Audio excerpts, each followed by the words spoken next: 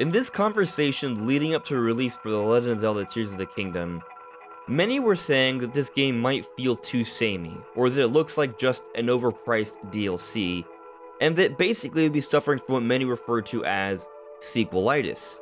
But after having played the game for over 10 hours now since it came out yesterday, and hearing what others have had to say, and seeing the different interviews and all the things that Nintendo's officially put out there, I don't think it's fair to say this game feels like just a sequel or is just a DLC.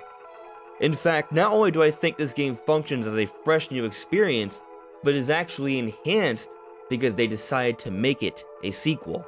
What do I mean by that exactly? Well, that's what we're talking about today.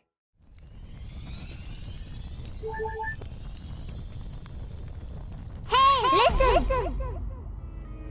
Welcome everyone, this is Andre's Restart, and I just want to point out that there will be no major spoilers in this video. I will be using mostly early footage that I've gotten. We will be showing a little bit of the sky, a little bit of the surface, a little bit of the underground, all the confirmed things that will be in the game. But I've made a lot of incredible discoveries that have completely blown my mind that I will not be showing direct footage of, and I will not be speaking of specifically because I don't want to ruin it for a lot of you watching. And I'm sure there are many amazing things you guys have discovered as well that you may not want to bring up in the comments either. But I will still be talking about these things in a general way that will help to support the point I'm making here, which is about Tears of the Kingdom being better as a sequel. Now before we go further, let me point out that we are now aiming to hit 50,000 subscribers by the end of the year. Can we hit this goal? I am not sure, but if you enjoy my content, please subscribe and hit that notification bell. The Tears of the Kingdom development team had this concept of the great mundanity, and it was this balance that they were sort of trying to work with throughout the development of Tears of the Kingdom. It was about striking the right balance between this game, reusing assets and the world and the story and characters, but also making it a fresh new experience for players. And one of the amazing changes that they've done with this game to really take it to the next level is Link's abilities. So instead of having Cryonis, the bombs, Magnesis, and Stasis, we now have Ultra Hand, Fuse, Ascend, and Recall. And these abilities are totally different. Some of them share similar purposes, but their applications go far beyond. But at the same time, they don't do quite what the abilities did in Breath of the Wild. There are some things I would have loved to have done that I could have done in Breath of the Wild that I can't do in Tears of the Kingdom. And I don't say this as a bad thing. As I'm playing throughout Tears of the Kingdom and I'm running into challenges, because I played Breath of the Wild for hundreds of hours over the last 6 years, there are certain patterns and habits that I had that I quickly jumped to and I'm like, oh, I can't do that anymore.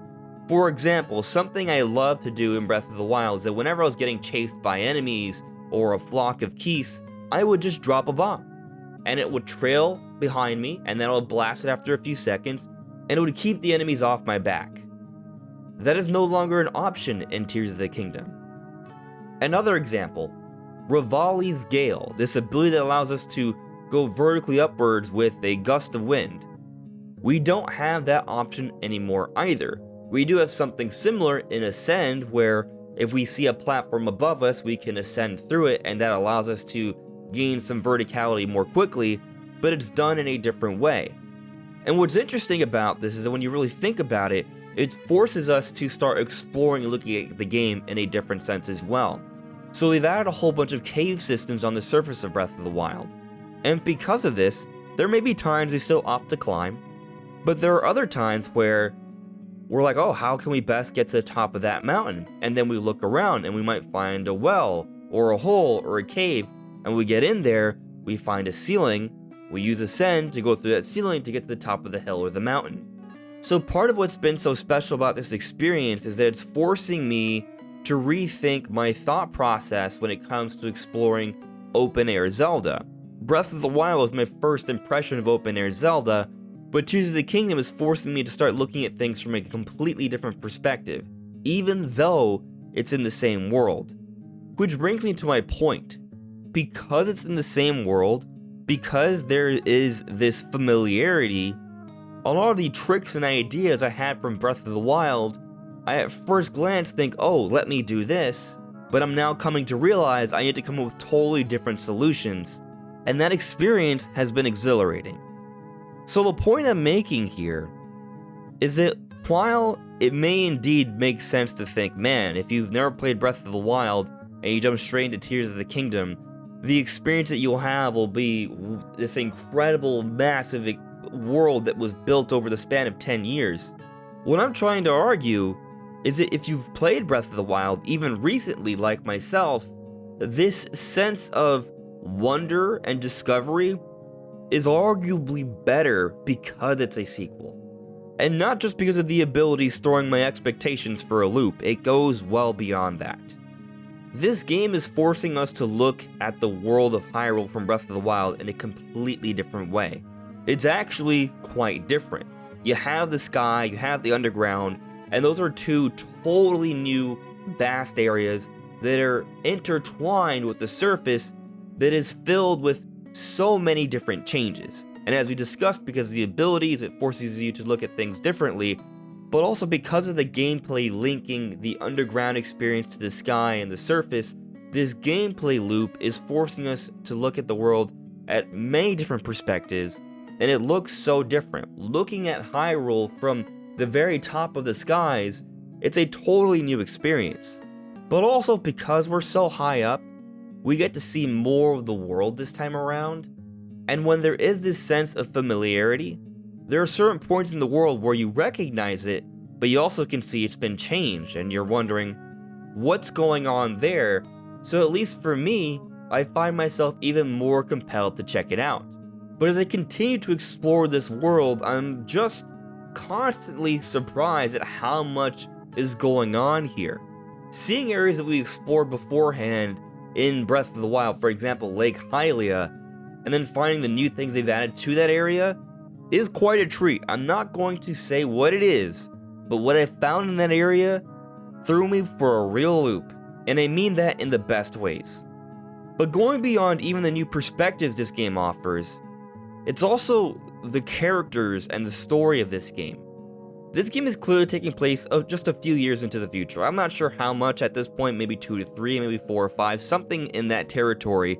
Basically, not so long that the characters beforehand are dead and gone, but long enough that a lot of the younger characters have matured into adults, or at least formidable personalities that can play a more significant role with the story.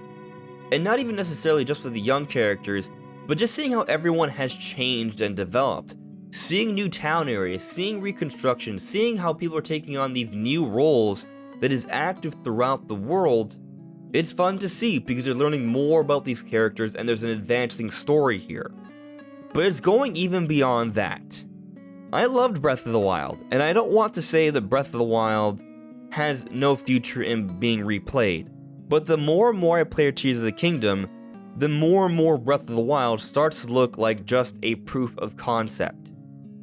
Because there are so many ideas that are coming together here that make the initial ideas of Breath of the Wild feel simple by comparison.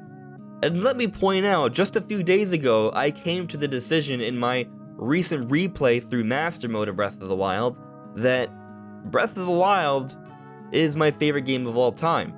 And I am totally crystal aware that there could be some serious recency bias here, so I'm not going to say it for sure quite yet. I'm going to wait some time after I've played far more of the game, and it's been a long while, maybe after some replays, but I am starting to think that The Legend of Zelda Tears of the Kingdom could be my favorite game ever. It's just doing everything right. There is an appeal with the story. There's a sense of discovery that I initially had with Breath of the Wild, that I now have with Tears of the Kingdom, but to another level. The vastness of the world, the complexity of the world, how the characters come together in this world, it feels like a more living, breathing world. An issue I had with Breath of the Wild is that most of the side quests weren't really that engaging. There wasn't that much personality, but now it feels like the Zelda team has had the opportunity to really add that personality, to really add that depth. Pun intended. And really, the more I play this game, the more I wonder How are they going to one-up this? Because they were able to accomplish this by building off of Breath of the Wild, and they did it in a way where it's going to still feel like a fresh new experience, but that sense of familiarity you might have by having played Breath of the Wild is enhanced by everything I've brought up today, by the different perspectives that you're forced to look at, by the different abilities that force you to play the game in a different way, by the advancing characters and changes to the world that add more surprise and wonder to discover throughout your experience.